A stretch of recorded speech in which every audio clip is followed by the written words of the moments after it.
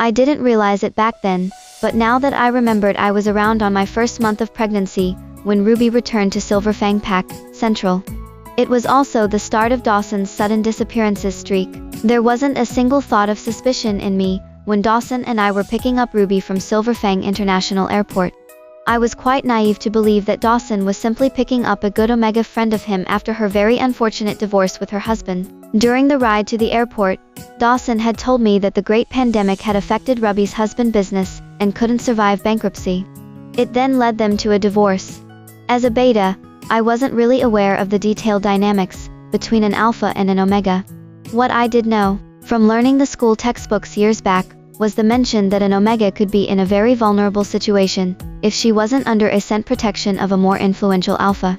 Since Dawson's business had led him to meet influential people in the Council of Silverfang, he, as an alpha, could legally provide a powerful scent protection to omega in need. That day, what surprised me was more on the fact that Ruby had returned with a son in her arm. That son somehow looked like Dawson, but I didn't give much thought about it back then.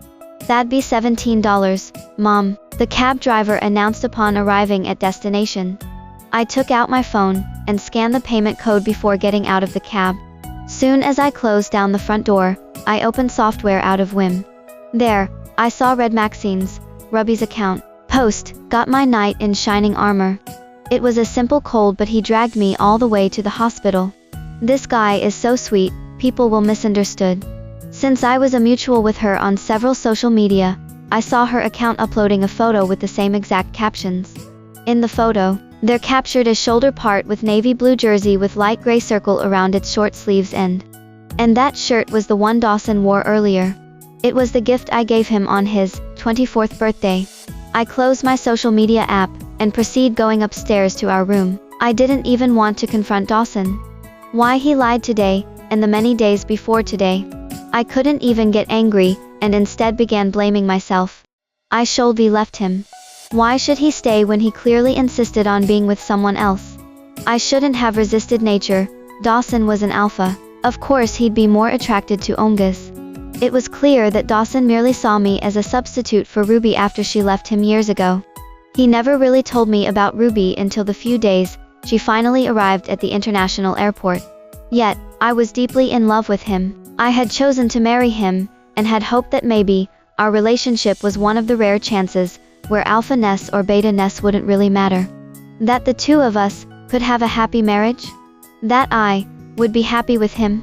For God's sake, I even wanted to give birth to his child. However, my loss of our first child was most likely a sign that I had to wake up. Perhaps, even with the presence of a born baby between us, Dawson wouldn't even bother to change.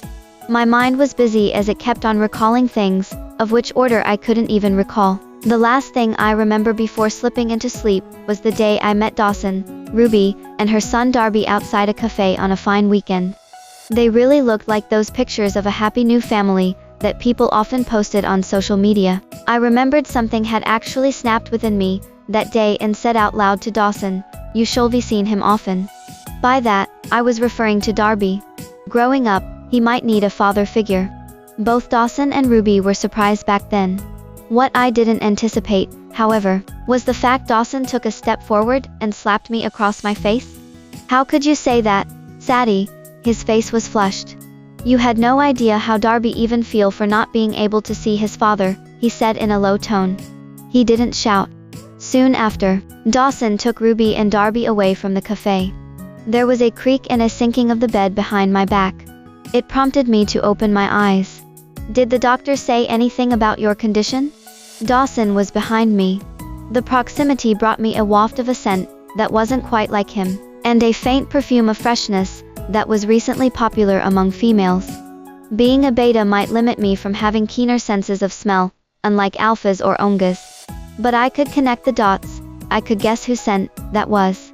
I shrugged and lightly pushed his hand away. "Dr. Pearson said I'm okay," I said, masking a neutral tone in my sleepy voice. Perhaps surprised at my rejection, Dawson offered a hurried explanation. "A new project came out this evening, and I need to personally take care of it."